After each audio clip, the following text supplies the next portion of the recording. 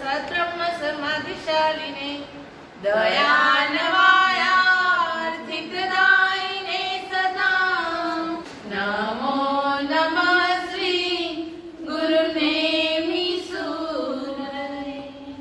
ये पर्वाधिराज क्यों बोला गया पर्युषण को? क्योंकि इसके अंदर आत्म कल्याण की बात है। अनादि काल से जो कर्म मन लगा है उसको धोने का यह अवसर है। कभी भी जिंदगी में धर्म नहीं करने वाला भी पर्युषण के अंदर कुछ न कुछ धर्म करता है। उसको नियम का भाव होता है, उसको तपस्या करने की इच्छा होती है, उसको प्रतिक्रमण करने का भाव होता है, उसको देव और गुरु के पास जाने की इच्छा होती है। पर्व लौकिक और लोकोत्तर है। उसके अंदर हमारा जो ये पर्वाधिराज पर्व पर्युषण है वो लोकोत्तर पर्व है, क्योंकि इसके अंदर यह लोक की नहीं लेकिन परलोक और आत्म कल्याण की बात की गई है। इसके अंदर खाना पीना वो सब नहीं है, उसके अंदर त्याग, धर्म वृत्ति, आत्म चिंतन और स्व का कल्याण करने की अंदर की इच्छा होती है। देखो पर्व पर्युषण किस लिए है? तो प्रमाद हटाने के लिए है। कौन सा प्रमाद? आज सुबह उठे, रेगुलर में तो कब उठते हो आपका मन जानता है, लेकिन आज पर्युषण है, सुबह जल्दी उठना है। ये घर में सब लोग बोलते हैं, जो भी आपके परिवार में धर्म की वृत्ति वाले हैं वो यंगस्टर को बोलेंगे भाई कल से पर्युषण स्टार्ट हो रहा है और आपको टाइम पे उठना है, टाइम पे करना है। तो प्रमाद हटाने का है। प्रमाद आलस। कहाँ आलस है? तो आपको पूरे जगत के अंदर हर चीज के अंदर लीनता है, लेकिन आत्म कल्याण के लिए कोई भाव नहीं है, धर्म करने की कोई इच्छा ही नहीं है। तो यह आलस हटाने के 8 दिन 17 प्रतिक्रमण करने का भाव होता है। उपवास, एकासना, व्यासना, कुछ न कुछ नहीं होगा तो 24 और नवकार्य भी करेगा। और जो शरीर की शक्ति नहीं है वो नहीं कर पाएगा ना, तो उसको मन में दुख होगा कि पर्युषण प्रारंभ हो गए और मैंने तपस्या नहीं की, मैंने कुछ नहीं किया, मुझे यहाँ ऐसे खाना पड़ता है। उसके दिल में वो डंक रहेगा, क्योंकि अनादि काल से यह जीव प्रमाद में लीन है। ये पर्युषण ही ऐसा है कि प्रमाद हटाने का है और बचपन से संस्कार मिले हैं, इसलिए ये प्रमाद हटाना। और जहां जहां जिस घर में पर्युषण आए और प्रमाद हटने का पुरुषार्थ नहीं है वो पहले करना है। इस बार देखो कोरोना वायरस की वजह से जिनालय और उपाश्रय आने का बंद है, नहीं तो ये पर्युषण के अंदर जिनालय के अंदर लाइन लग जाती है, पूजा के लिए पड़ापड़ी हो जाती है, स्नान करने के लिए सब दौड़ दौड़ के भागते हैं। और जब तो सुबह का गुरुदेव का प्रवचन होता है तो उसमें भी पूरी परिषदा भरी हुई होती है कि आज तो कुछ 2 शब्द सुने और मेरे आत्मा का कल्याण हो जाए। 2 शब्द सुनने के भाव आज होते हैं और शाम को प्रतिक्रमण के भाव भी आते हैं। तो ये लॉकडाउन की वजह से यह सब नहीं है, तो इतना ध्यान रखिए घर में बैठ के अपनी आराधना नहीं चुकनी है, क्योंकि अपनी आराधना आप चुक जाएंगे तो वापस यह मनुष्य को मिलना दुर्लभ है। दूसरी बात आती है पुरुषार्थ करने की, यानी पुरुषार्थ करने का यह अवसर है। मैंने पहले ही बताया कि जब तक जीव पुरुषार्थ नहीं करेगा, आप कहाँ पुरुषार्थ करते हो? इतनी अपनी जिंदगी के अंदर पुरुषार्थ कहाँ करते हो? कितने साल हुए आपको जवाबदारी घर की संभालते हुए? 10, 12 साल, 15 साल, 50 साल? जब से शादी करके आए तब से आपके ऊपर रिस्पॉन्सिबिलिटी है। और ये पुरुषार्थ कितना कर रहे हो? सुबह उठ के शाम तक, रात तक यही पुरुषार्थ चलता है। और जो भाई होते हैं, जो जेंट्स होते हैं, कमाने का पुरुषार्थ पूरी जिंदगी 18 साल की उम्र से लेके जब तक मृत्यु नजदीक नहीं आती, जब तक शरीर में ताकत है, तब तक वो भी भागता है। ये पूरा संसार का पुरुषार्थ है। धर्म का पुरुषार्थ कहाँ है? धर्म का पुरुषार्थ करने का अवसर ही तो यह पर्युषण है। पर्व यह ऐसा है कि जब एक साथ सब धर्म करते हैं। देखो आप धर्म की आराधना तो बहुत सब करते हैं अलग अलग, लेकिन पर्युषण होता है तो हर दिल में, हर लोगों के हर घर में यह आराधना जग जाती है। जब भी कोई भी पर्व आता है ना, वो आराधना और अपना उत्थान करने के लिए आता है। देखो हिंदू में भी अलग अलग पर्व आते हैं, तो वो भी कहाँ है? जो रोज की जो भाग दौड़ है उसमें से प्रभु के प्रति और अपने आत्मा के प्रति जुड़ो, कुछ न कुछ करो। हर धर्म की अपनी अपनी तत्वता होती है, लेकिन अब अपने जैन धर्म के अंदर यही बताते हैं कि आप संसार के पुरुषार्थ बहुत किए, अभी अपने आत्म कल्याण का पुरुषार्थ करो। पूरे पर्यूषण के अंदर कहीं भी आपको यह नहीं मिलेगा कि आपको घर मिलेगा, कोई भी प्रवचन में यह नहीं सुनने को आएगा कि यह तपस्या करने से आपको गाड़ी मिलेगी। एक ही बात बतानी आएगी कि आप प्रायश्चित करो, आप क्षमापना करो, आप अपने आत्मा का कल्याण करो, आपके राग द्वेष कम करो, यही सब बात बताते हैं। ये लोकोत्तर पर्व है और इसमें पुरुषार्थ जरूर 8 दिन तो करना ही है। कई लोग बोलते हैं कि हम तो बाद में भी कर लेंगे। जब बिजली का चमकारा होता है तब ही सुई परोने का होता है, फिर अंधेरा आ जाएगा तो कुछ नहीं कर पाते। उसी तरह जब अवसर आया है पर्व का, उस टाइम भी अगर आप नहीं जगे तो कब जगोगे? जब अवसर पे जो इंसान नहीं जगता वो कभी भी जगने का चांस बहुत ही कम रहता है। तो ये पर्व जगाने के लिए, पुरुषार्थ करने के लिए है। तीसरा आता है परम पद पाने का। आपने कितने सारे पद पाए हैं ना संसार में, सासू का पद, बहू का पद, बुआ का पद, बेटी का पद, बहुत सारे पद मिले ना। सब पद एक से एक बढ़ के है ना। हाँ, एक एक में कुमारी आती है कि नहीं मैं आज किसी की बेटी हूँ, आज किसी की बहू हूँ, आज किसी की धर्म पत्नी हूँ, ये सब पद मिले। और भाई जो जेंट्स है उन लोगों को भी मैनेजर की पोस्ट मिलती है। घर में भी पिता, चाचा, भाई, हर अलग अलग पदवी, सास, ससुर, जो भी अलग अलग पदवियां सबको मिलती रहती है। और संसार की अपेक्षा से देखे तो मैनेजर की पोस्ट, गवर्नमेंट में अलग अलग पोस्ट मिलती रहती है। ये सब पदवियां मिली, कोई तो नेता भी बन गए होंगे। ये सब पदवियां जो आपको मिलती है वो पद परम पद नहीं है, यह पद नाशवंत है। ये पद आपको यह भाव खत्म होगा, खत्म हो जाएगा। अभी आप देखो कि आपकी मम्मी की मम्मी जिसको नानी का पद मिला, बराबर है, वो कब तक रहेगा? नानी का नाम भी याद है? तीसरी चौथी पीढ़ी में नानी का नाम भी याद नहीं है। और पद पकड़ के पूरी जिंदगी दौड़ते हो आप लोग कि मैं घर की जिम्मेदार पर्सन हूँ, ऐसा पद पकड़ के पूरी लाइफ दौड़ते हो। तो देखो ये सब पद काम के नहीं है, यह पद छोड़ने के नहीं है, ये पद रखने ही पड़ेंगे। जब तक आप संसार में अगर छोड़ना है ना तो ये लेना पड़ेगा, यह पद छोड़ना है। सब जो संसार के मिले हैं, जो सब पद छोड़ेंगे आप तो परम पद की ओर संयम मिलेगा और परमात्मा की ओर जुड़ेंगे। तो हमें यहाँ यह ध्यान रखना है कि ये नाशवंतता का भान जरूर होना चाहिए। जहां तक जीव पुरुषार्थ करता है वो यही समझ के करता है कि मैं शाश्वत हूँ, यह हमेशा रहने और परम पद आत्मा के उत्थान के द्वारा ही होता है। आत्मा के स्वभाव में जब रहते हो, आत्मा का स्वभाव क्या है? हंसना वो आत्मा का स्वभाव है, तो आनंद में रहना हुआ आत्मा के स्वभाव में। आप ज्यादा घंटे रह सकते हो, विवाह में ज्यादा घंटे नहीं रह सकते। जैसे कि बोलना, वो आत्मा का स्वभाव है नहीं है। कितना बोल सकते हो? एक बार बोलने का शुरू किया, कितना बोल सकते हो? मौन ज्यादा कि बोलना ज्यादा? हाँ, तो आत्मा का स्वभाव मौन का है, बोलने का नहीं है। उसी तरह हंसना, हाँ, कितना हंस सकते हो? पूरे दिन हंस सकते हैं? थोड़ा हंस फिर खत्म, नहीं तो पूरे दिन हंसते तो बोलते पागल हो गए। तो ये भी हंसने का आत्मा का स्वभाव नहीं है। शांत रहना वो आत्मा का स्वभाव। शांत कितने घंटे रह सकते हो? पूरे टाइम, कभी घंटा लगने का, इतना शांत। अच्छा, खाना वो आत्मा का स्वभाव है? खाना आत्मा का स्वभाव है कि नहीं? नहीं है, बरोबर है। आत्मा का स्वभाव खाना नहीं है, अनहारी है। तो खाना कितना खा सकते हो दिन में? थोड़ा सा भी ज्यादा। हाँ, थोड़ा सा ज्यादा आ गया तो हालत खराब हो जाती है। यानी खाना भी फिक्स है, सुबह, दोपहर, शाम को। फिर उससे ज्यादा हो गया तो ठीक है, एक आध बार, फिर नहीं तो हालत खराब हो जाए। लेकिन पूरे 24 घंटे खाना नहीं खाना, यानी आत्मा का स्वभाव खाना भी नहीं।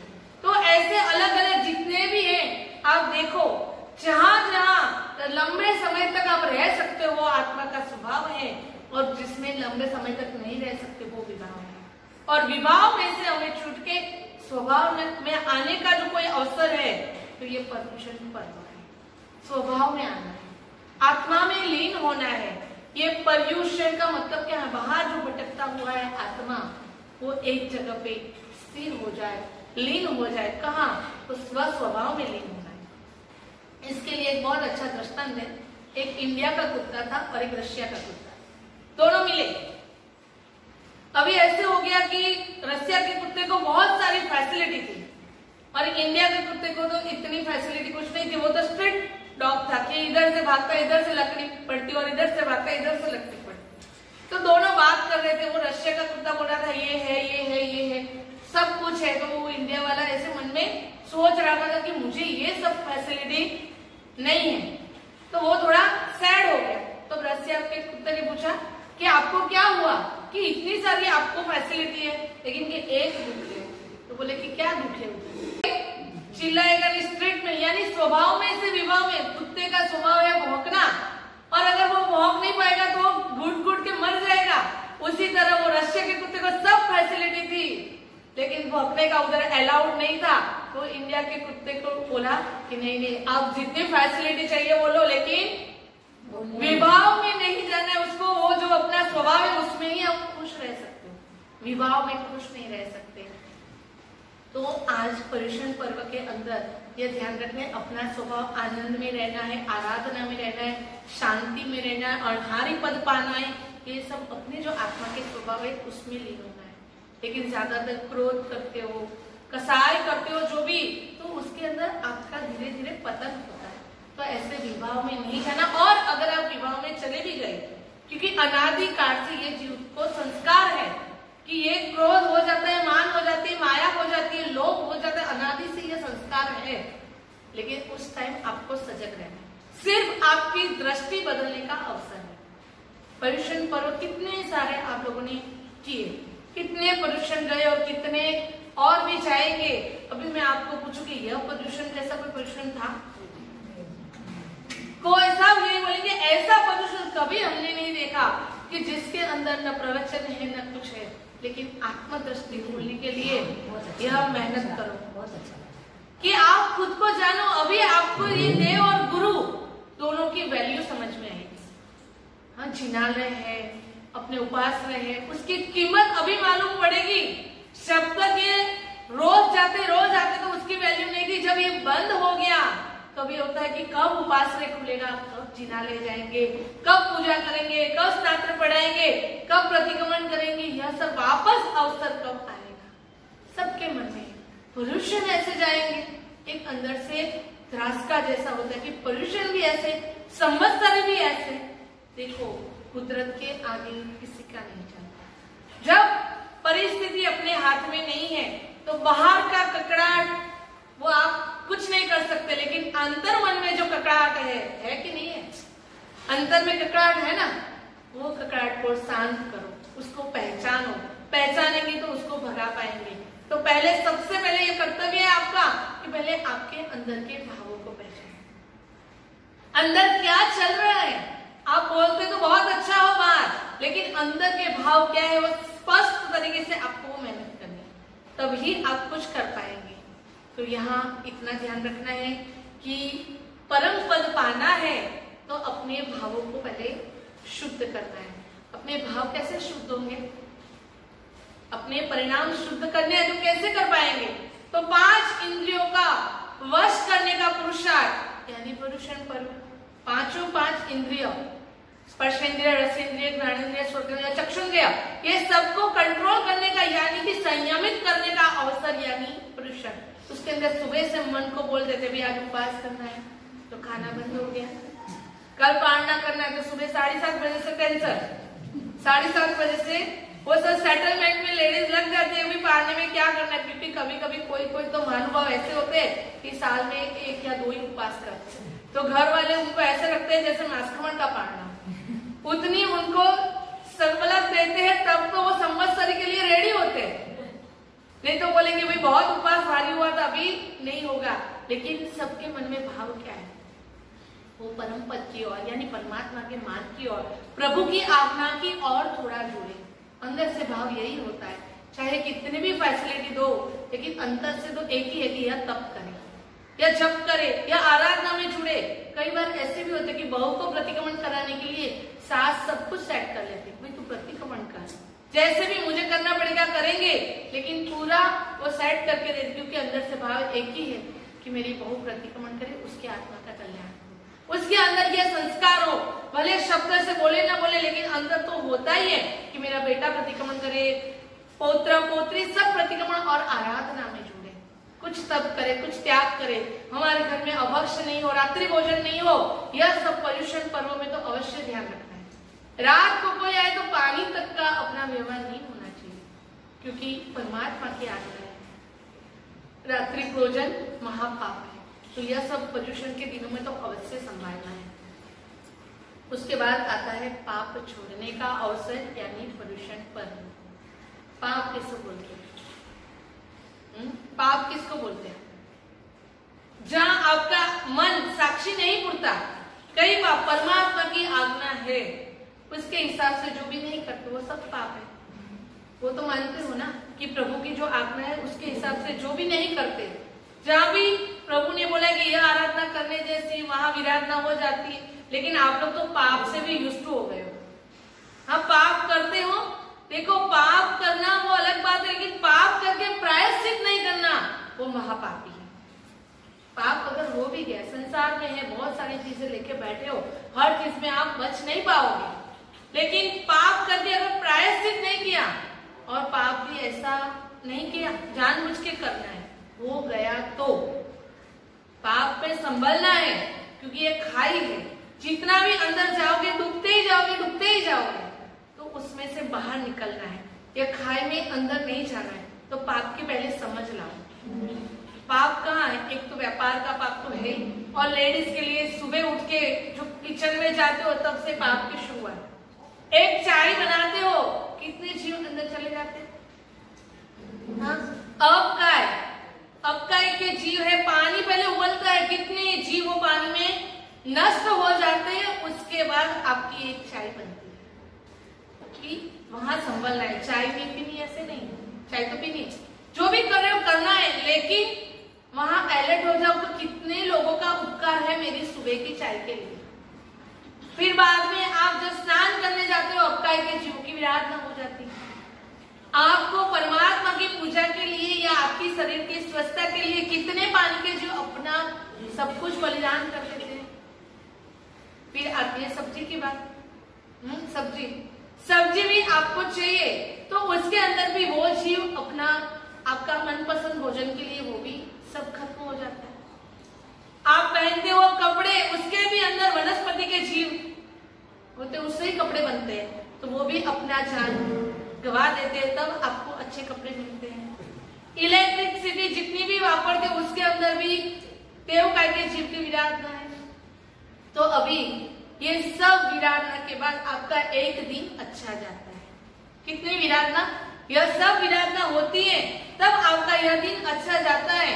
तो मैं यह बताती हूँ कि आज पहला कर्तव्य है पर्वाधिराज पर्व पर्युषण हमारी प्रवर्तन, यानी अहिंसा करना, अहिंसा जीवन में लाना। तो यह सब हिंसा जो हो रही है उससे तो पहले संभलो, जागरूक हो जाओ। ये हो रही है उसकी समझ लाओ।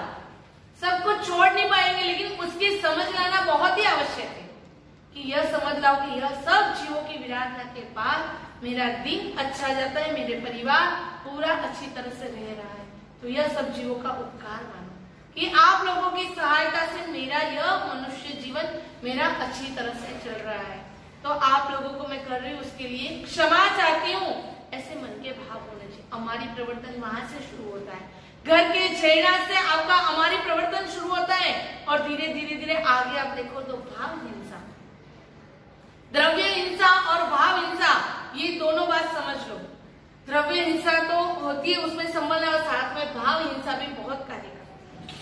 कई चीजों में आप संभल नहीं पाओगे, आपसे हो जाए, लेकिन आपका भाव क्या था।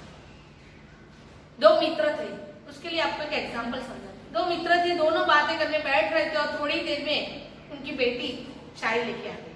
दोनों कप में चाय, दोनों ने उसके ऊपर ढक्कन लगाया, चाय का जो कप था उसके ऊपर ढक्कन लगाया, लेकिन एक को कर्म बंद हुआ और एक को कर्म निर्जरा।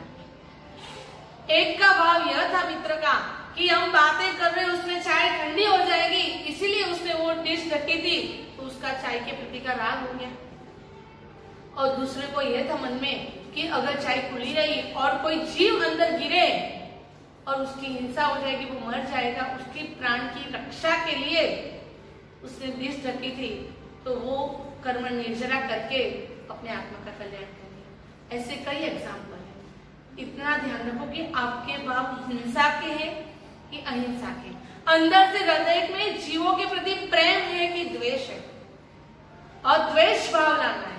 कोई भी जीव के प्रति आपको द्वेष नहीं करना है, क्योंकि द्वेष आपका पतन का कारण है, हिंसा का कारण है। आप जगत के सभी जीवों के लिए तो वितरागी हो, वहां आपको जहां लेना देना नहीं, वहां कोई राग द्वेष नहीं होता है। आपका राग द्वेष का चक्कर कहाँ होता है? तो गिने चुने होते हैं अपने परिवार के नजदीकी 15, 20, 25, 50 लोगों में। आपका पूरा जो भाव चक्र चल रहा है ये 50 लोगों में ही चल रहा है।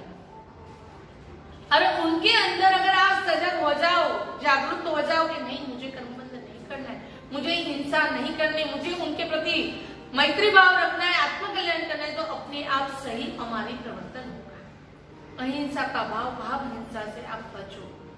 उसके आगे आते हैं प्रभु शरण में जाना है। परमात्मा के शरण में जाने के लिए पहले प्रभु के प्रति श्रद्धा होनी चाहिए। आप किसके शरण में जाते हो? जब दुख आता है तब किसके शरण में जाते हो? बेटी होती है तो पहले फोन लगाती है, हाँ? किसको लगाती है?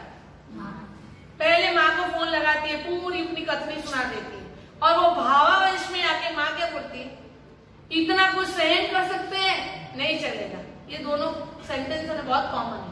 हर माँ यही बोलती है इतना कुछ सहन नहीं करना है, और हर बेटी यही बोलती है कि मुझे इतनी इतनी तकलीफ है। तो यह शरण कभी शरण है? किसके पास जाना है? प्रभु के पास, गुरु के पास। प्रभु का शरण आत्मकल्याण के लिए। आप बोलेंगे प्रभु बोलते नहीं है।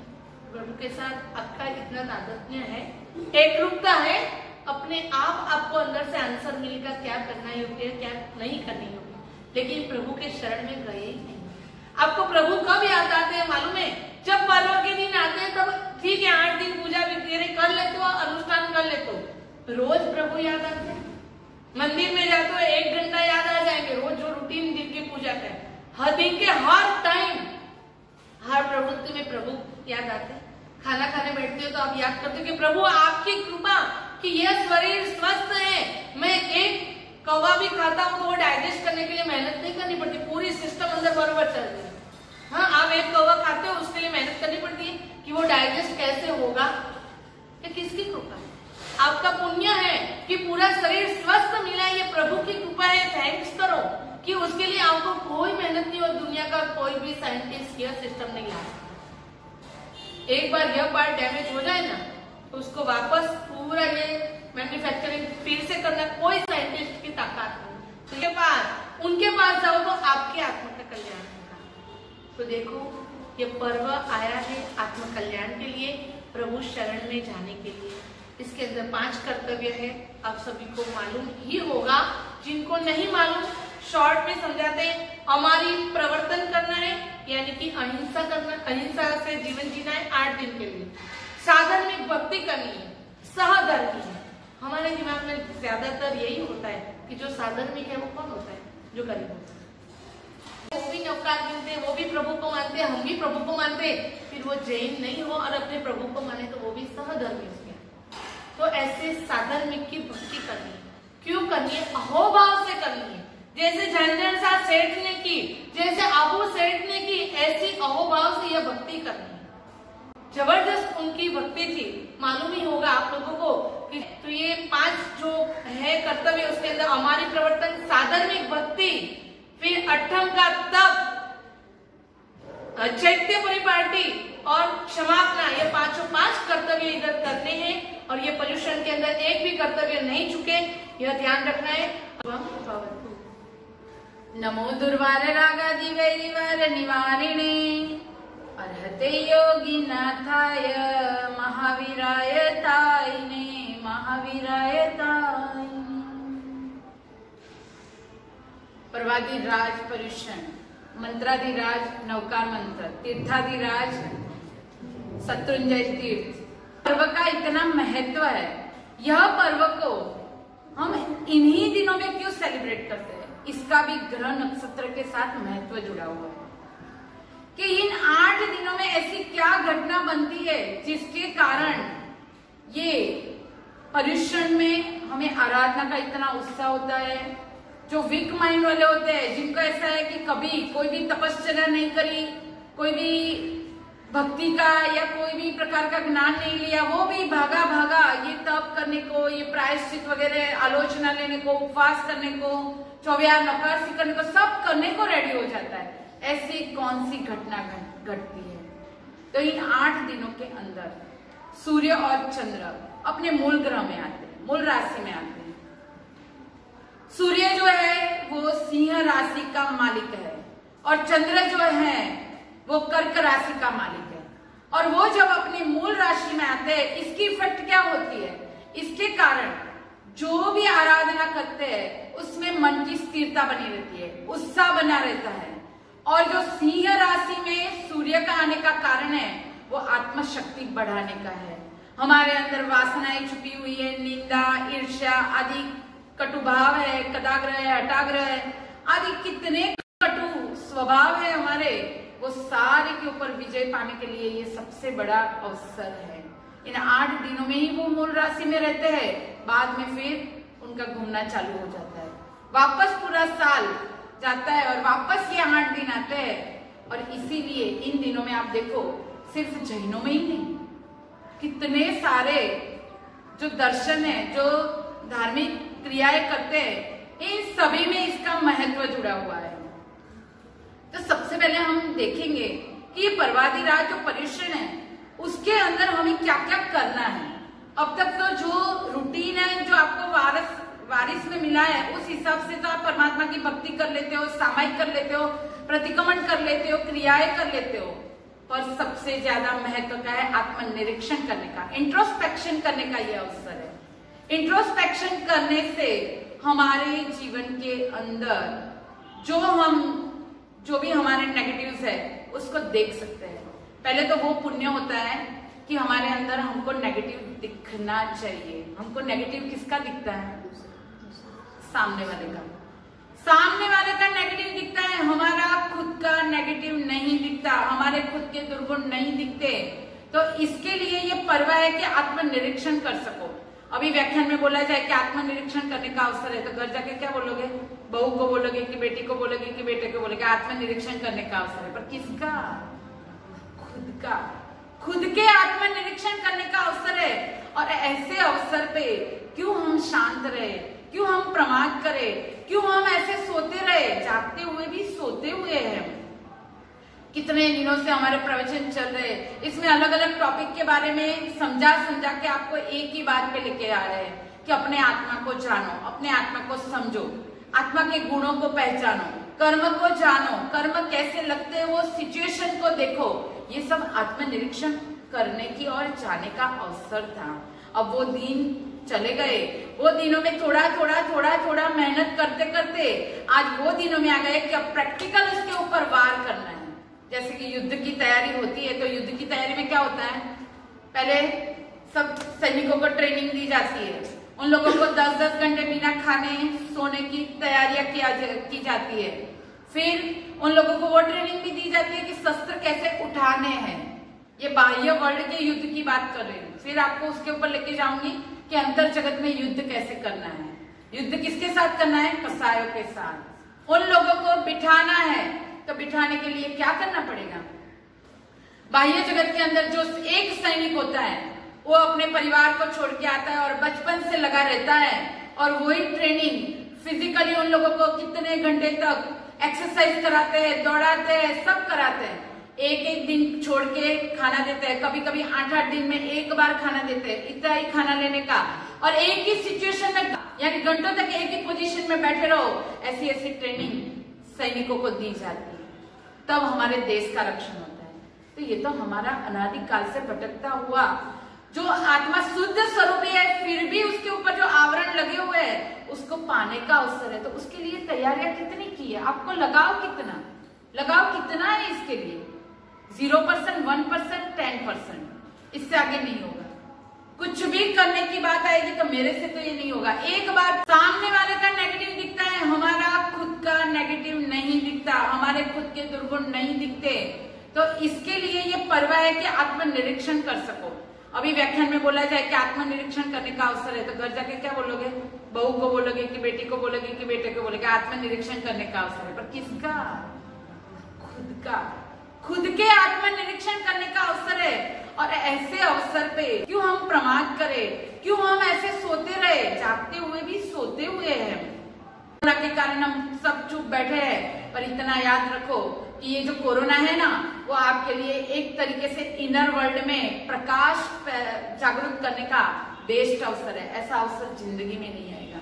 अभी किसी को मना करना पड़ता है कि आप मत आना हमारे घर, कि वो आएगा ही नहीं, बाहर से ही चला जाएगा, चला ही जाएगा। किसी को बोलने की जरूरत ही नहीं कि आप जाओ, मेरा टाइम बिगड़ रहा है या मेरे आराधना का टाइम है, कोई आएगा ही नहीं। सादा आप तब करते हो तब ऐसे होता है कि सादा पूछने सब आएंगे, सब परिवार वालों को तकलीफ होगी, इसलिए फोन से सादा पूछ ले तो अच्छा है। अभी तो सब फोन से ही पूछ लेंगे, कर लो मास्क कमाए, कर लो। नहीं करोगे, क्यों? क्योंकि अंदर डर है, शायद कोरोना लग जाए, ये भय सपना है। ये सब सारे हमारे जो आत्मा के विरोधी तत्व है, उसको हटाना है, उसके ऊपर वार करना है। तो इसके लिए परमात्मा की वाणी का धोध जो बरसता है, उसको ग्रहण करना है। जैसे कि एक खेडूत है, वो खेत में बीज बोता है और बारिश आती है, तो वो बीज फटाफट उग जाएंगे, पर वो कुएं में से पानी लेके डोल से यानी बाल्टी से उचक के उलेच के उसको डालना है, तो कब उसका निस्तार आएगा? बहुत टाइम लगता है। परमात्मा की वाणी, जीनागम, वो ऐसी ऐसी चीजें हैं जिससे हम हमारा आत्मा का कल्याण कर सकते हैं। आगे हम देखते हैं कि जैसे जैसे पर्युषण के दिन जाएंगे, वैसे वैसे ज्ञान की आराधना आएगी, श्रुत सुनने का होएगा, और आप लोगों को धीरे धीरे अपने आत्मा को हल्का करके क्षमापना की ओर लेके जाना है। यानी ये जो पर्व है वो इंट्रोस्पेक्शन करने का है, फिर कन्फेशन करने का अवसर है, प्रायश्चित करने का अवसर है। हमारे इन दिनों में हमें सबसे ज्यादा वो देखना है कि हमारे चिकने कर्म किसके साथ जुड़े हुए हैं। ऐसे 5-6 लोग ही है जिनके साथ हमारा वो चक्रव्यूह चल रहा है कि नहीं चाहते हुए भी उनको बुलाना पड़ता है, नहीं चाहते हुए भी उनको सहन करना पड़ता है, और नहीं चाहते हुए भी आपको उनके लिए देखभाल करनी पड़ती है। ऐसे 4-5 व्यक्ति है और है समाज में। कोई भी व्यक्ति फ्रेंड के स्वरूप में है, कोई भी व्यक्ति परिवार के सदस्य के रूप में है, या तो कोई नजदीकी के रूप में है, पर ये 4-5 व्यक्ति के साथ आपका ऋणानुबंध ऐसा है कि जो आपको मोक्ष तक साथ देने वाला है। साथ यानी इसके साथ का जो ऋणानुबंध है, वो अंदर प्रायश्चित कैसे करना है वो आपको देखना है। एक बात याद रखो कि रात्रि भोजन करने से आत्मनिरीक्षण नहीं होगा। मैंने पहले इंट्रोस्पेक्शन बताया ना, रात्रि भोजन करने से आत्मनिरीक्षण नहीं होगा, पर 24 नौकारसी करने से आत्मनिरीक्षण होगा। जैसे ही आप टीवी के सामने बैठते हो और शेयर मार्केट का सब आता है, बाजार के भाव बताते हैं कि सोना इतना है, चांदी इतने में है, ये शेयर इतने में, ये निरीक्षण करने से आत्म कल्याण नहीं होगा। तो क्या निरीक्षण करने से होगा? अपने आत्मा के दुर्गुणों को देखो और वो दुर्गुणों को निकालने की कोशिश करो, तो उससे परमात्मा के दर्शन करो, तो इससे आपका आत्मा का कल्याण होगा। निंदा ऐसे अवगुण से आपका आत्म कल्याण नहीं होने वाला, आत्मनिरीक्षण नहीं होने वाला, पर आत्मचिंतन से और इसी से आप आत्मा कल्याण की ओर जा सकते हो। जैसे जैसे प्रवृत्तियां बढ़ती रहती है, वैसे वैसे आप देखो तो भागा दौड़ी में जीव अपने आप को भूल जाता है। आप जब कोई घर में बीमार हो जाते हैं तो क्या होता है? सब कुछ भूल जाते हो, क्या कर रहे हो, क्या है, कुछ भी खुद को लगी तो भी भूल जाओगे। जैसे कि मैं एक एग्जांपल देती हूँ कि आपको इधर छोटी सी खरोजाई चाकू लग गया, 2 दिन से वहां जल रहा है, आप क्या सोचोगे? कुछ लगाऊं, कुछ ट्यूब लगा दूं, सोफरा लगा दूं, कुछ भी, जल गए या कटिंग हो गया तो कुछ सोचोगे। थोड़े दिन के बाद ऐसा होता है कि आप कहीं पे जा रहे थे और गिरे और इधर फ्रैक्चर जैसा हो गया, अब वो जला हुआ के ऊपर फ्रैक्चर आ गया। देखो क्या बता रही हूँ, फ्रैक्चर का पट्टा आ गया। अब क्या होगा? वो जला हुआ याद आएगा, वो तो दब गया अंदर।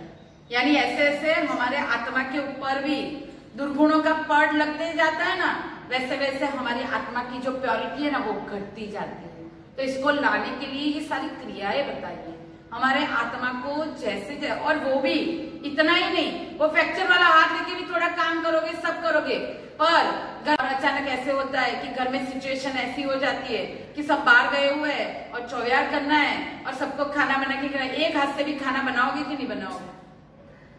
बनाओगे। और इसीलिए वो उस टाइम पे वो भी भूल जाते हो, और परिवार का सदस्य कोई बीमार हो गया या कोई सोशल ऐसा इंसिडेंट हो जाता है जिसके अंदर आपको दुख लगता है, तो आप खुद के दुख को भी भूल के उनकी वो खातिरदारी करने में लग जाते हो। तो इसमें यही बात ध्यान में रखनी है कि हमारे आत्मा के ऊपर भी जैसे जैसे आवरण आते हैं वैसे वैसे हम अपने मूल आत्मा को भूलते जाते हैं और उसी में सोचते हैं मेरा तो स्वभाव गुस्सा वाला ही है, एक्सेप्ट, सब कुछ एक्सेप्ट कर लेते हो, उसको सुधारने का कोशिश नहीं कर। अभी तो जनरेशन बहुत ही होशियार आ गई है, क्या बोलेंगे मेरा स्वभाव ही ऐसा है, मुझे तो ऐसा जमता ही नहीं है, मुझे तो ये सब करे ऐसे चलता ही नहीं, ये सब क्या क्रियाएं करने की, ये सब तो खाली बाह्य आडंबर है। ये क्या है, ये क्या है? ये खाली अपने मन से बनाए हुए जो संकल्प विकल्प है उसका रिजल्ट है। अपने छोटे से मन में, छोटे से माइंड में जो बुद्धि ने काम करा उसके रिजल्ट के रूप में ये सारी चीजें है। पर हमेशा याद रहे परमात्मा की वाणी कभी रॉन्ग नहीं हो सकती। परमात्मा ने बोला था पंचम काल है, दुख ज्यादा है, सुख कम है। सुख के पीछे ये सारे इंसान भाग रहे थे, बंद हो गए सब। अभी सब इंसान दुखी है। कितना सुख के पीछे भाग रहे थे, कितनी फैक्ट्रियां लग गई, कितनी दवाइयां आ गई, कितने गारमेंट्स में भी वैरायटी आ गई, कितनी ब्रांडेड कंपनियां खुल गई, कितनी सारी चीजों का हुआ, फिर भी हम जहां थे वहां के वहां वापस आ गए। अभी कोई इलाज है? कोई भी इलाज बता सकता है कोरोना का? इतने मंत्र हैं, इतने तंत्र है, कुछ भी कर सकते हैं? कुछ नहीं कर सकते। परमात्मा ने बोला था कि ये पंचम काल है, दुख ज्यादा है, सुख कम है, पर तू दुख का स्वीकार करके तू उसके अंदर अपने आत्मा का कल्याण कर। पर हमें दुख के अंदर भी स्व के आत्मा का करने का नहीं जमता, क्योंकि वो अनादिकाल के संस्कार ही ऐसे है। भागते रहना। क्या करा? 5 समय हो गई, मेरी 6 समय हो गई, मेरे 3 उपवास हो गए, आलोचना हो गई, और वापस वो दूसरे उपवास के दिन पाड़ना होगा। अभी तक मुंह नहीं बनाए, मेरी समय हो गई है, अभी तक ये रेडी नहीं है, मेरा पानी गर्म नहीं करा है। ये सब क्या है? स्वभाव की विचित्रता। जब तक ये नहीं छूटेगा, जब तक खुद के ऊपर डिपेंड नहीं होगे, स्वावलंबी नहीं होंगे, तब तक ये सारी घटनाएं हर घर में घटती है, हर व्यक्ति के साथ घटती है। इसीलिए तो अपने आप को जागरूक करने का ये अवसर है। वो सब आवश्यक क्रिया है, उसमें क्या करना है आपको कि जैसे ही भरत सर की सच्चाई आती है, भरत चक्रवर्ती का नाम याद आता है, नाम जैसे ही बोलते हैं तुरंत ही वो अपने आप के सामने आलिशा भवन रेडी हो जाए। उनका बेटा कैसा था? सूर्य यशा, कैसे का बेटा, यानी कोई छोटा नहीं है। इतनी बड़ी जिम्मेदारियों के साथ भी वो अगर पौसत कर सकता है, हम तो कितने राजा के राजा ना, हमारे पास टाइम नहीं है। 2 समय की तीसरी समय करनी है तो टाइम नहीं है। एक प्रतिक्रमण कर लिया सुबह का तो शाम को बोलोगे तो नहीं, परिश्रम में करेंगे, हर रोज नहीं जमता। फोन की घंटी बजती है, कौन उठाएगा, बाहर कोई आता है, कौन, ये सारे बहाने हैं। अंदर नहीं जाने के, इंटरनल नोक नहीं करने का ये सारा बहाना है। उसको जानो, अपने मन की जो चपलता है ना उसको पहचानो और उसकी गुलामी में से बाहर आओ। और उसकी गुलामी में से बाहर आने का एक ही तरीका है कि जिन आगम और जिन पूजा और परमात्मा भक्ति। और इसीलिए जब लॉकडाउन का समय है और आप परमात्मा के दर्शन करने वहां नहीं जा सकते, हाँ ऑनलाइन आपको दिखाया जाता है, परमात्मा के दर्शन कर लेते हो, पर घर में हर रोज जैसे कि 8 दिन क्या होता था, इधर भावना होती थी, रात्रि जागरण होता था, और 8 दिन इधर भक्ति में आप जुड़ते थे। वैसे ही ये पर्व का महत्व समझ के घर में एक दिया जला दो, फोटो है तो फोटो के सामने, परमात्मा है तो परमात्मा के मूर्ति के सामने 5 भक्ति गीत गा लो। अगर भक्ति गीत भी नहीं आते तो रख दो वो ऑडियो या वीडियो और आप भक्ति में लीन हो जाओ। रत्नाकर 25 की 25 गाता है, जैसे जैसे गाता है सुनते जाएंगे, आपकी अश्रुधारा बहती जाएगी और आपका आत्मा हल्का बनता जाएगा। ये अवसर को मत छोड़ो, ये अवसर आ गया है, परीक्षा है, और यह परीक्षा में पास हो गए तो संवत्सरी रिजल्ट के रूप में है। सभी जीव को कमाने का अवसर है, इसके लिए अपने आत्मा को पहले हल्का करना है। तो ये अवसर का फायदा लेके पर्व के दिनों में हम अलग अलग आराधना कर सकते हैं। जैसे कि एग्जाम्पल के रूप में बोलूं, सुबह उठ के दर्पण नहीं देखोगे, हो सकता है कि नहीं हो सकता? हो सकता है। सुबह उठ के बाल नहीं बनाओगे, हो सकता है कि नहीं हो सकता? हो सकता है। साबुन यूज नहीं करोगे, हर रोज एक एक नियम, सब नियम एक साथ नहीं लेना है, नहीं तो घर वाले डर जाएंगे, आपको बाहर निकाल देंगे, और कोरोना में बाहर भी नहीं जा सकते। इसीलिए आपको इतना जरूर सोचना है कि एक एक हल्के हल्के नियम लो और अभक्ष खाते हैं उन लोगों को अभक्ष कंपल्सरी बंद करना चाहिए, लाइफ टाइम बंद करना चाहिए। और इसके लिए चांस के रूप में मौका मिला है तो ये 8 दिनों में बंद करो और हमेशा के लिए बंद